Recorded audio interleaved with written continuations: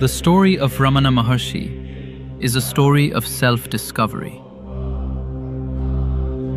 His transformation from an average young man in southern India to one of the most important spiritual teachers in modern history has attracted spiritual seekers from all over the world.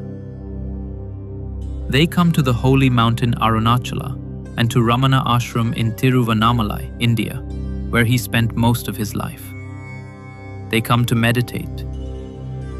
They come to worship. They come because they know his teachings hold the key to their own self-realization. His teachings are not religious, but convey the truth that underlies them all. You already have everything you need to attain self-realization, he says. You are already that.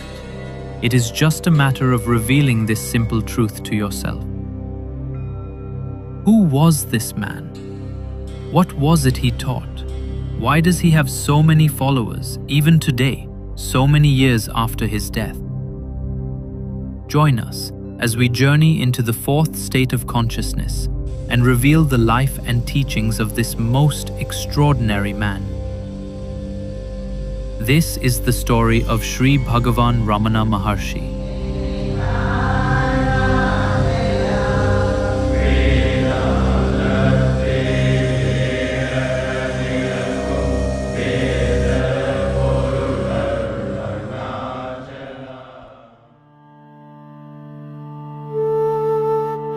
By the 1930s, Ramana Maharshi was largely unknown to Western civilization. In his home country of India, he was known as a wise sage, and his devotees would even say that he was God in human form. He had no money, no possessions, just a gourd shell water jug, a bamboo walking staff, and a loincloth. This was how he chose to live since the age of 16.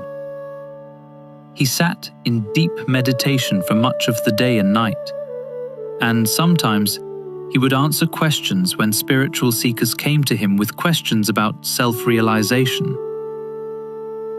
He had no desire to be a spiritual teacher or guru. He just wanted to live in silence on his sacred mountain Aruначале.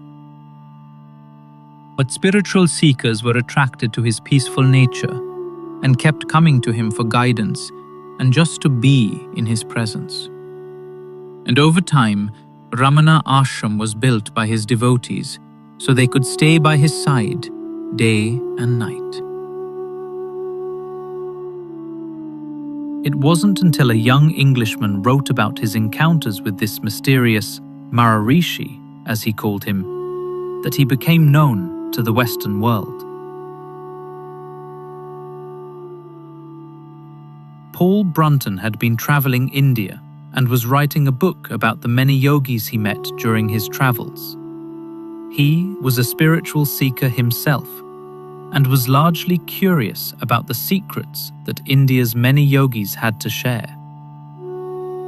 A Search in Secret India was published in 1935 and details Brantone's first encounter with Ramana. When Paul arrived at Ramana ashram in Tiruvannamalai, he found Bhagavan, as his followers called him, surrounded by his devotees in a great hall of the ashram. He reported a mysterious peace that Ramana emanated and said all of the questions he had come with seemed to disappear in his calm presence.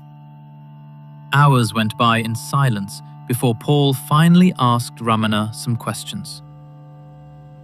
I have questioned the sages of the West, Paul said. Now I have turned my face towards the East. I seek more light. Can you assist me to experience enlightenment? Or is the search itself a mere delusion? He asked. After several minutes, Ramana replied, You say I want to know. Tell me, who is that I? Ramana's response was not what Paul was expecting. Who are you? Ramana said. First know that I and then you shall know the truth. In this first exchange between Paul Brunton and Ramana, we see the very core of Ramana's teachings. Look into your own self and you will find the truth. But what does Ramana mean by the self, and how do we find it within us? Most of us, we think we're a person. We think we're a human being. Bhagavan Ramana says, you are not a person. You are not actually a human being. You are something far greater, much deeper than this. You are something else, something divine, something wonderful. That is called, in this way of speaking, your true self, or the self. This true self that we are, we all know in our hearts this truth. We all already know what we are. So how did Ramana come to know his true self? It turns out, like most of us, that he was not born with this knowledge. He mysteriously acquired it when he was a young man. When he was just 16, he would have an experience that would change the course of his life forever. Up until that time, he was an average South Indian boy who went to school, was athletic, had 2 brothers and a sister. He was born in 1879, and his mother and father named him Vенкатараман. His father, Sundaram Iyer, passed away when he was 12, at which time Vенкатараман went to live with his uncle in Madurai, India. It was there, one afternoon, for no particular reason, he had what is described as his death experience. As a young boy in Madurai, Vенкатараман, as he was known then, experienced an immediate, instantaneous, and direct fear of death. Suddenly, one day, when he was alone in his uncle's house, in an upstairs room, a small room, a very beautiful room, he was just overtaken by a very intense fear of death. He felt that he was dying, or perhaps had even died. He says it was so intense, he knew he could not escape it. And so he didn't do what normally a young boy of 16 might do. He didn't rush to his relatives or friends or a doctor. He decided death has come. So he said, what do I do about it?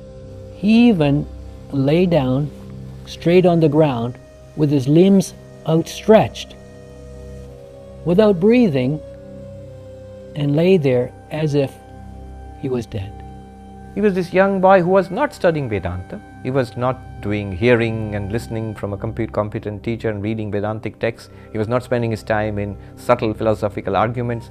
Certainly not sitting for hours and hours in deep meditation. No. One day, he just lay down and thought, what would it like to be dead?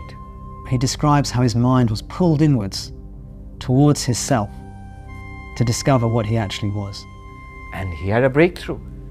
Clearly saw the death of the body is not my death. Even the stopping of the mind is not my stopping. I am. Prior to the body, prior to the mind. He saw clearly the mind with the body and the whole world could disappear in an instant and not the least would be lost. The description is like this, that he says, I said to myself, this body is dead. It's going to be carried to the burial ground or the cremation ground, and it's going to be burnt to ashes, which is our custom. But with the death of the body, am I dead?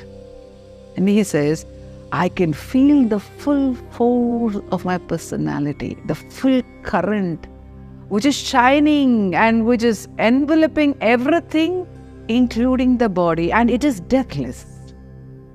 And he says, at that moment, I knew, and I knew from then, forever, that that is my true nature.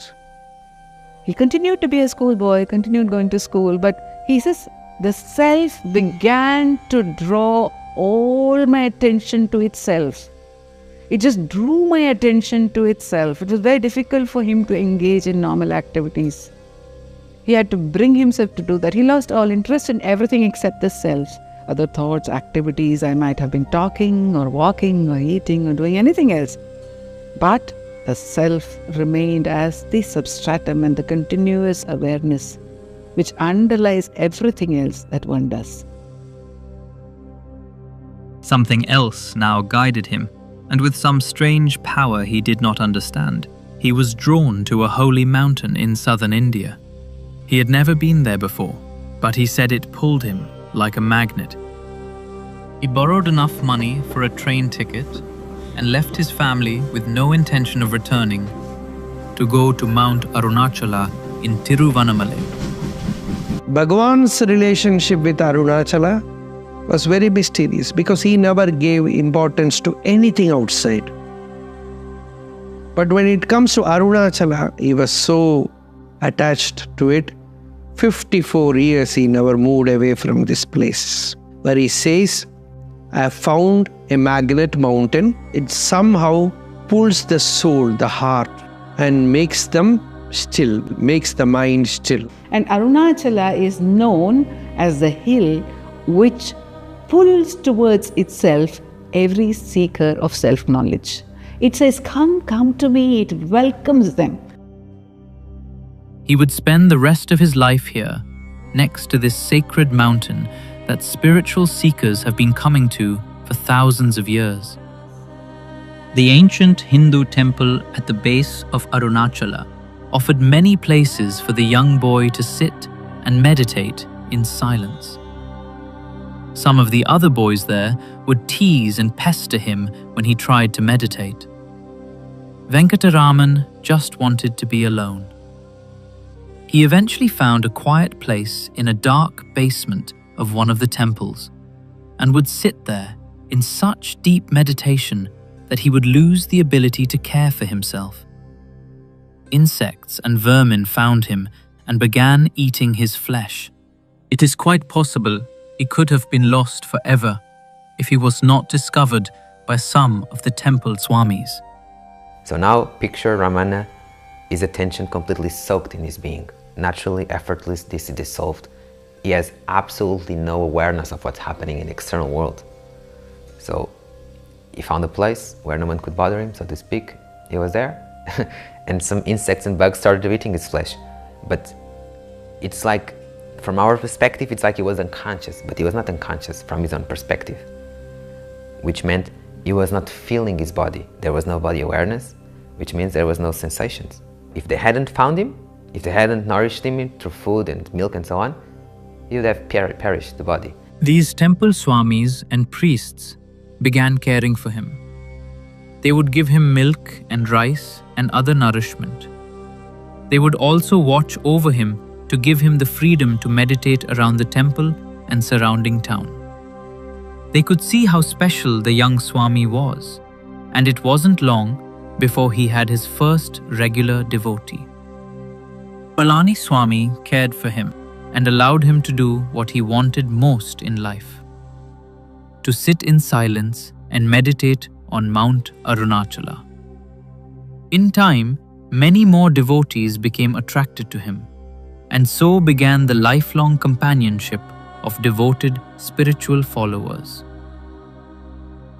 Vенкатарамана had a very special energy that everyone could feel. They felt just by being in his presence, they too could find peace and realization. He moved around the mountain from place to place, and eventually he would find Virupaksha cave on Mount Aruначале that he would live in, mostly in silence, for 17 years. After he came to Tiruvannamalai, he didn't speak because he said there was no motivation to speak. It was not that I was observing any vow of silence, but I never felt the need to speak. Undoubtedly, his attention was focused inwards on himself alone, on his true self alone. But is that why he spent the time in silence? When Bhagavan talks about silence, he's not talking about vocal silence. He's not even talking about mental silence.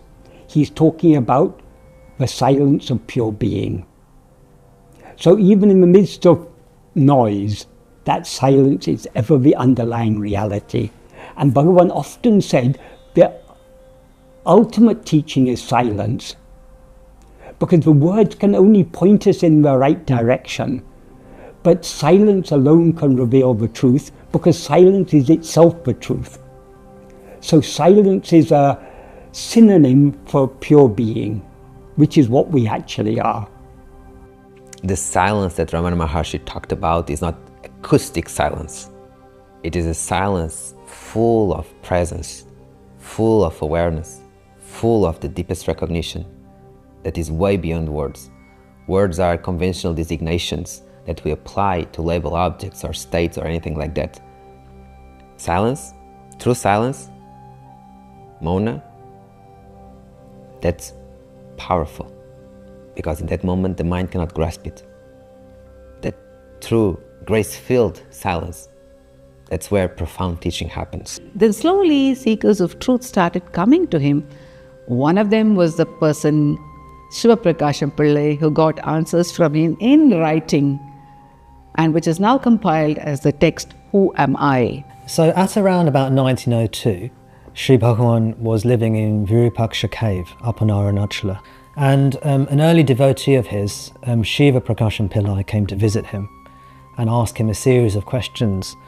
Now, because Bhagavan wasn't speaking at the time, even though Shiva Prakashan Pillai asked the questions verbally, the answers were given in writing.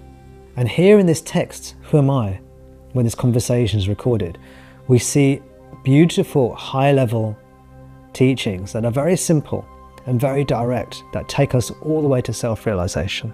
The first question that Shiva Prakashan Pillai asked was, Who am I? And this gives us the name of the text. And Bhagavan said, the truth of what you actually are is pure consciousness.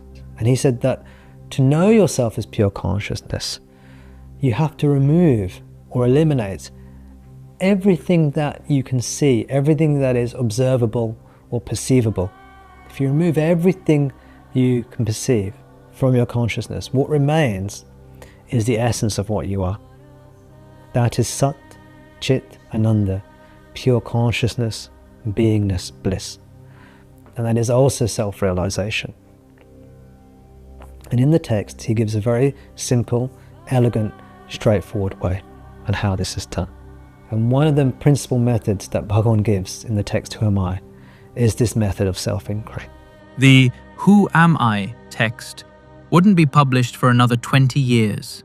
When Ramana reviewed it before it was published, he made very few changes or additions because very little had changed in his teachings during that time. The process of self-inquiry had come to him that day when he had his death experience. It was the means by which he came to know his own true nature, and nothing had changed since that fateful day at his uncle's house. And in that moment, this inquiry spontaneously arose in him, this question, Who am I? And he describes how this question arose in him, but in a non-verbal way. It wasn't that he was verbally articulating this, Who am I? But non-verbally, inwardly, he felt, who is this person? Who is this I who is dying? As soon as that fear of death arose in him, he was prompted to investigate. What is going to die is this body. With the death of this body will I die. Though he put it in words, he's made it clear this wasn't even a thought process. It was just the immediate response to that fear of death. He turned his attention back towards himself to see whether I will die when the body dies.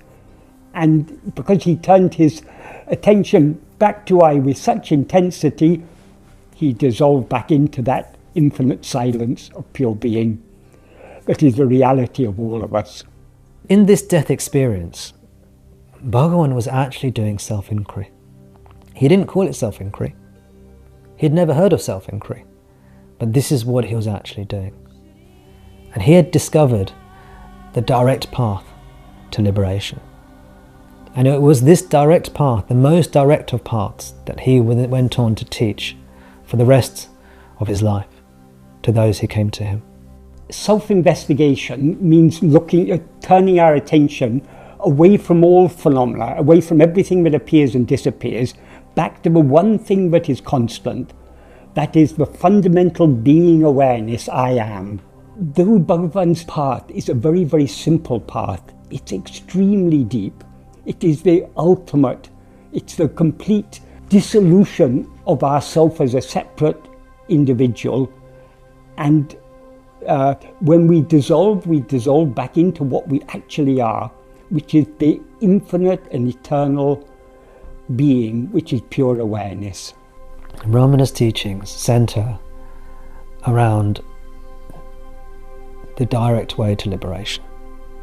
Well, he was giving us a direct method, the simplest method, the easiest method for liberation. He didn't want us to go on any detours unnecessarily.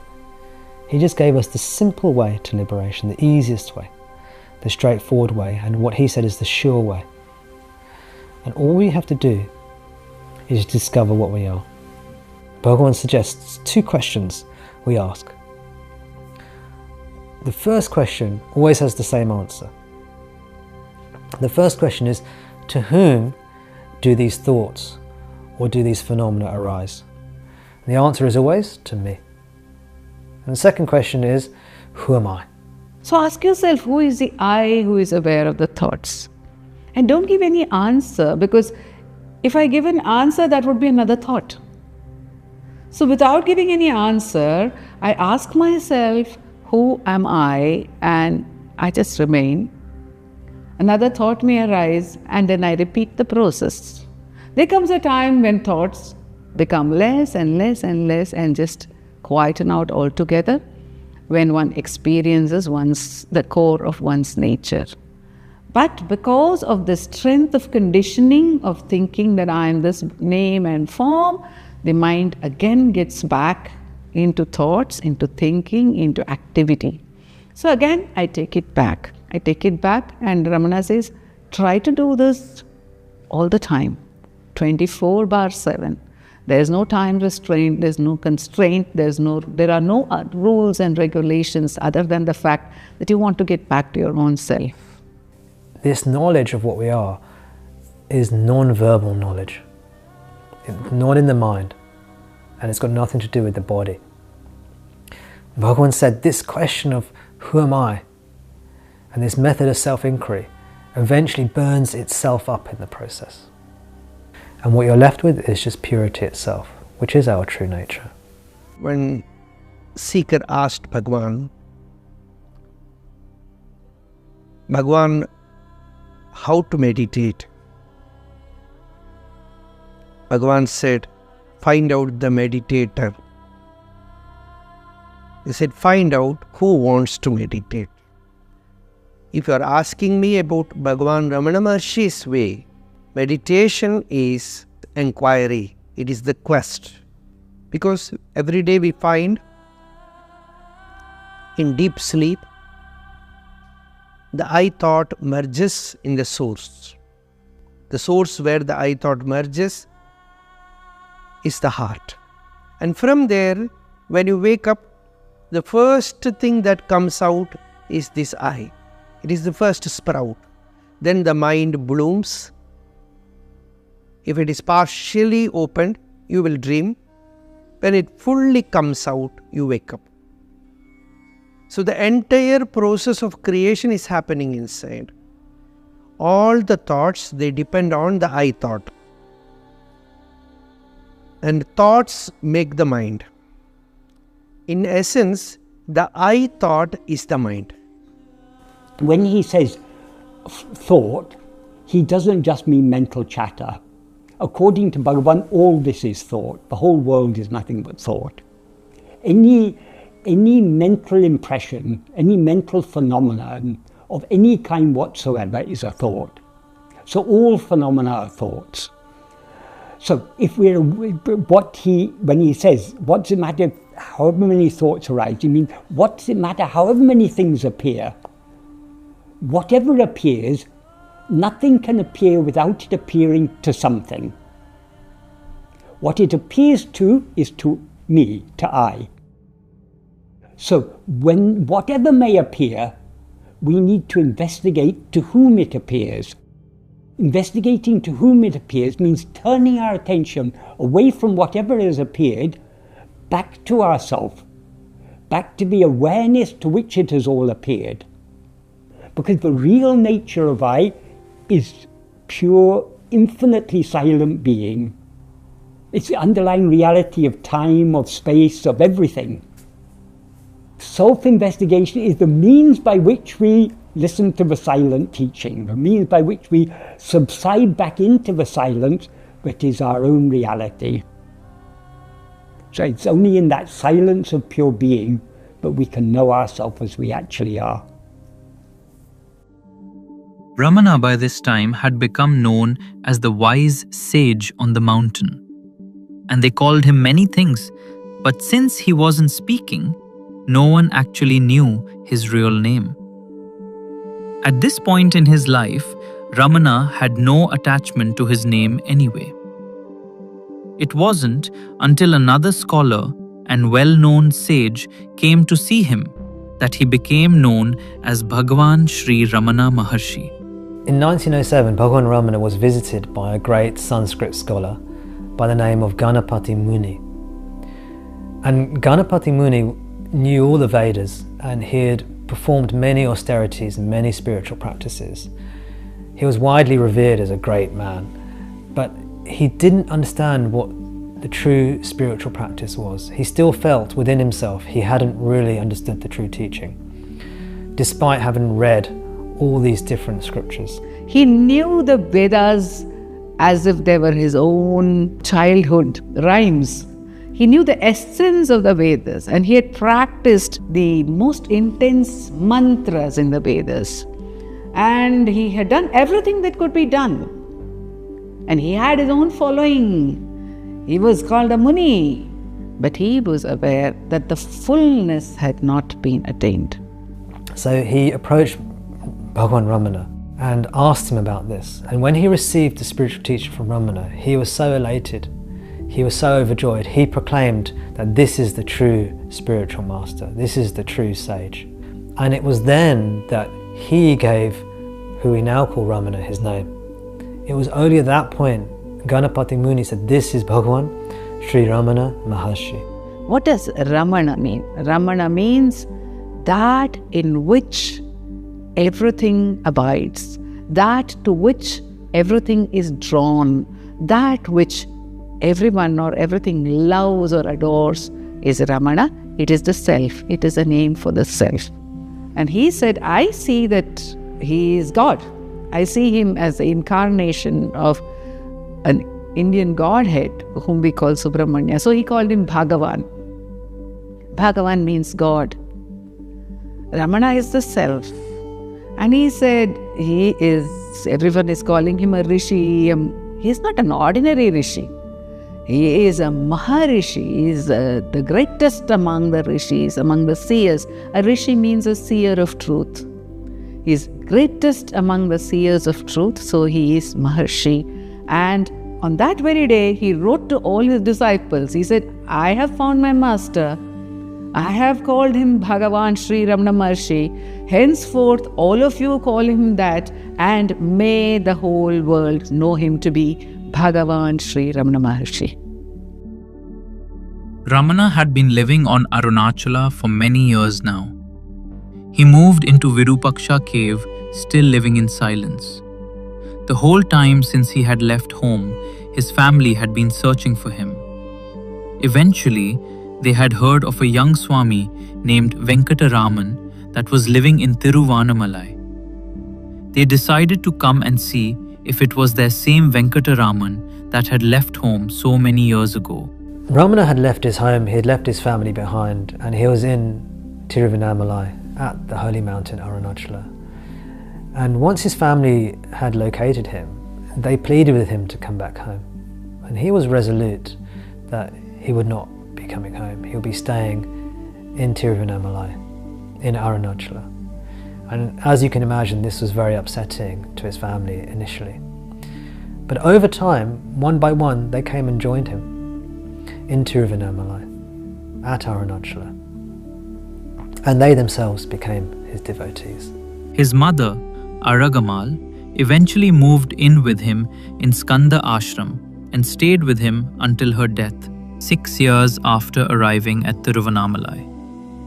She helped care for Ramana and his devotees during this time, and when she died in his arms from an illness, Ramana had said she did not pass away, she was absorbed. Aragamal was interred at the foot of Aruначале, and a stone tomb was constructed for her memorial. Later, a temple was built on this spot, and soon Ramana moved off the hill and decided to stay here permanently. He started speaking again, and it was here, over many years, that Ramana ashram was constructed by his devotees, with donations that were flowing in. Ramana's brother Niranjanananda Swami became the manager of the ashram, since Ramana would not do these things. He did, however, help with other daily tasks. He was also very attentive to his visitors and devotees, and would always make sure they were well cared for. He made sure he was accessible for anyone to come see him. It was why he moved to the foot of the hill, he said, by divine will, so he could be available to devotees and visitors day and night. He felt now that giving darshan was his task in life, and he must be accessible to all who came to Ramana ashram seeking guidance. When a ripe person comes in contact with a awakened teacher, disciple also wakes up to the same stature of the master. It can be handed over to him in one stroke. When devotees came to him, he just saw them as already awakened. Bhagavan told many, it is only a pretension that you are doing. You want to continue the play. You are already that. What is there to attain? What is there to achieve? Those who were ready to receive the teaching, they just got it with such swiftness that you enter the hall and you no more come out. The person no more comes out. Because what happens when we do the self-inquiry is there comes a point, you see, there's the path is, of course, has to be done by the identity, right? It's done with the mind. When there's a process, it's done with the mind. So it happens with the mind, but it has to transcend the mind. There's a point at which the mind drops off, it has to drop off, thoughts drop off. But because we are not accustomed to that experience, there is a feeling that I have reached a blank, I have reached an emptiness, I don't know where I'm going. So, who is the companion at that point of time? Who's the support at that point of time? It's what Ramana says is who Ramana says is the inner guru, the self. At that point, the self actually rises up and embraces the seeker. It reveals itself. When somebody asked Ramana Maharshi, who is your guru?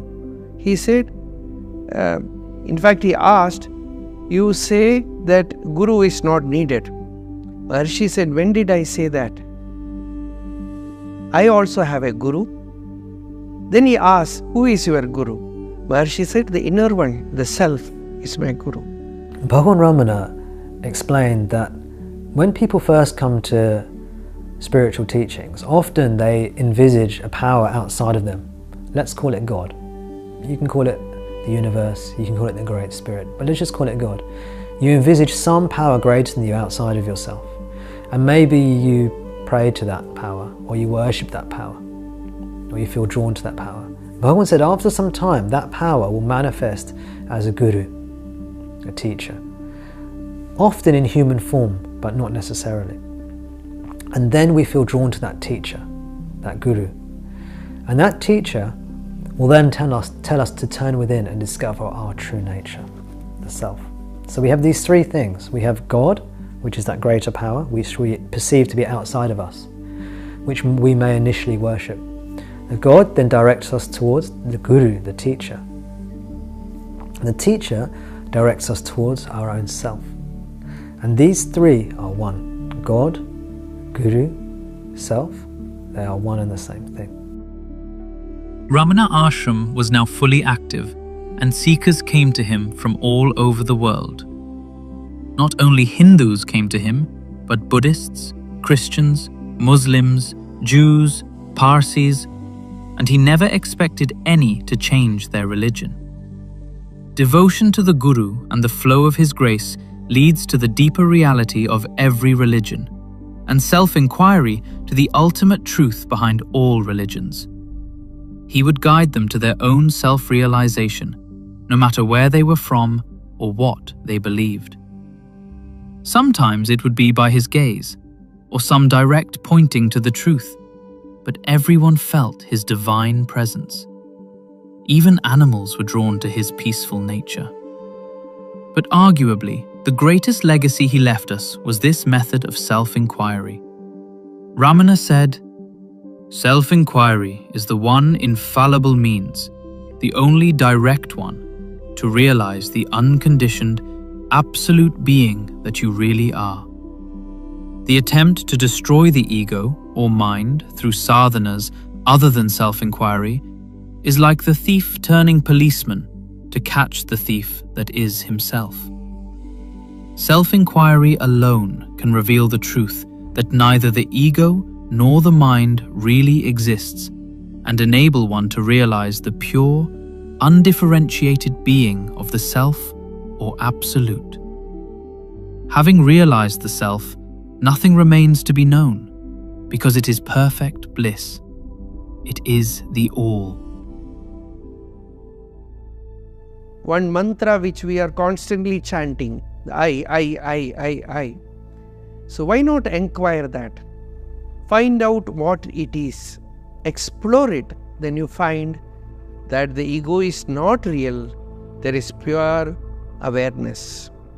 But the I is something which is very near, which is very intimate. All the problems happen to the I. All suffering happens to the I. Even the spiritual quest is because of I. Because I have suffering, I want to be free of that suffering. And then ultimately you discover that the very I is the problem. Because in the deep sleep, the inner being is giving you an intimation, a clue, that when the I is not, there is no suffering. Because that is the only authentic state which gives you a taste of bodilessness, mindlessness, egolessness, where only existence is there, and you come out, every day you come out wishing to go back. You don't want to be this person, you want to be in that impersonal state. Ramana would talk about the states of existence: waking, dream, and deep sleep. There is also a fourth state. This is the absolute, the self, the consciousness that underlies them all. This state is known as Turiya. It is not even truly a state, since it is always present. Ramana lived his life in Turiya. He was always aware of the other states, but was not affected by their coming and going. Turiya. Turiya literally means the fourth. And it means the fourth state, as opposed to the previous three of waking, dreaming, and deep dreamless sleep. Turiya is the fourth state. It's the pure consciousness. It's yourself. It's what you truly are. Turiya is just another word for your true nature. Turiya is pure consciousness. When your attention goes inwards, towards yourself, towards the I am, towards what you actually are, you discover yourself as you actually are. That is Turiya. That is yourself. That is your true identity. It is distinct from the waking state, the dream state, and the deep sleep state. It is distinct from these three, and this is why it is called the fourth, Turiya. When it is discovered as it is then discovered that it is not the fourth, because the other three are actually illusory. And it's discovered to be the fourth, Turiya, is discovered to be the one, Advaita. Advaita means non-duality, the one truth, the one self. that you actually are. Take a look at our lives. We are awake, that's our life. But we also fall asleep and we have dreams. And there is also deep sleep. No waking world, no dream world, just blank for a while at least. And then this cycle repeats itself again and again, and that's what we call life. You, the consciousness, with this body and mind, you inhabit this world. This is what we call life. But when we fall asleep and dream, our conscious experience continues in our dreams.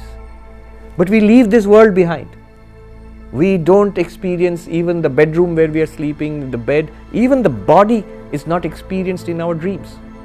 And then we go on to the third stage, deep sleep. And deep sleep, something even more profound happens. We exist. After all, we claim, I am the one who slept. We don't claim that somebody else slept. We don't even claim, I didn't exist. I was snuffed out in deep sleep. That would be weird because that means I'm recreated every time I fall asleep. That's so weird. So clearly I exist in some form. In some sense I do exist even when I don't experience the world, I don't experience this body, I don't experience any dreams, just deep sleep blankness. Therefore I, the experiencer, which means by the way consciousness, we can't have experience without consciousness. I experience this world with this body and mind. I experience the dream world without this body but with just the mind, and I experience the deep sleep without body and mind.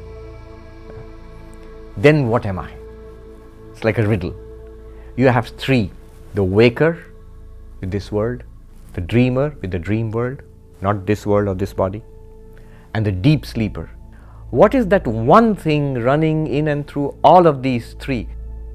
It can only be existence awareness, because I am and I shine. That one which is in and through the three, it's called the fourth. It's not really the fourth. It's the one which appears as the three. In itself, it's neither subject nor object, it's just being and awareness. That being awareness is Turiya. It's not a fourth state of consciousness. Often that's how it's translated. It is consciousness itself, which has three states: waking, dreaming, deep sleep. The states come and go. Turiya doesn't come and go. We never cease to be aware of that, because now we're aware of ourselves as I am this person, I am this body. We can't be aware I am this body without being aware I am. So that awareness I am, that is the fundamental awareness.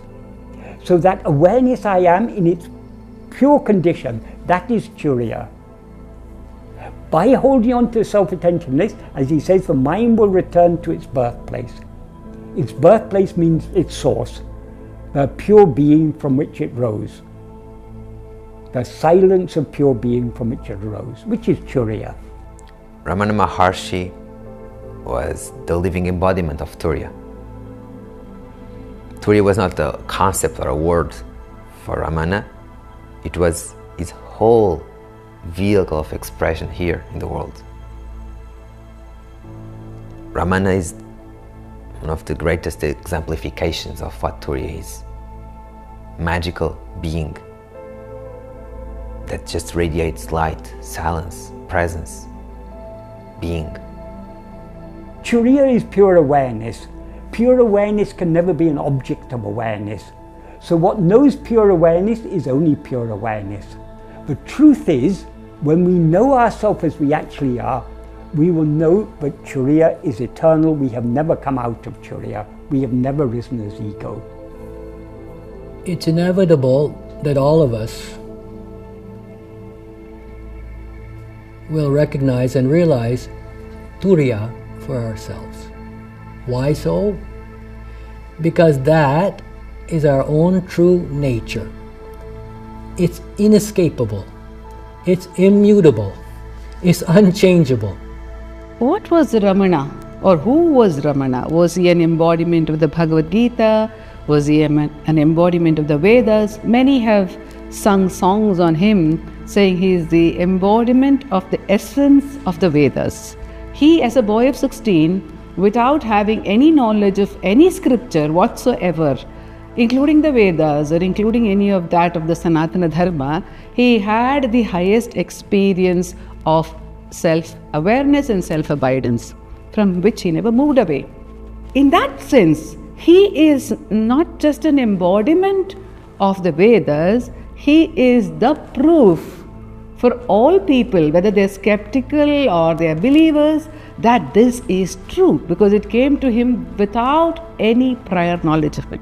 It came to him by direct intuition. The teaching of Ramana is universally acceptable because it is about ourselves. As Bhagavan used to say, the only thing about which you are certain, you are sure, is your own existence. The truth is available to everyone as their own existence, as their own I. You may be even an agnostic or an atheist, still you cannot deny your existence. But when you find someone that actually points to the deepest truth in you, this is a remarkable moment of grace. And Ramana was a beautiful manifestation of that, and is an inspiring figure for all genuine seekers, for all teachers, for everyone that seeks light, freedom, truth, reality. He was so simple. He was so authentic. Ramana had access to a source of bliss, love, and joy that most humans cannot even dream of.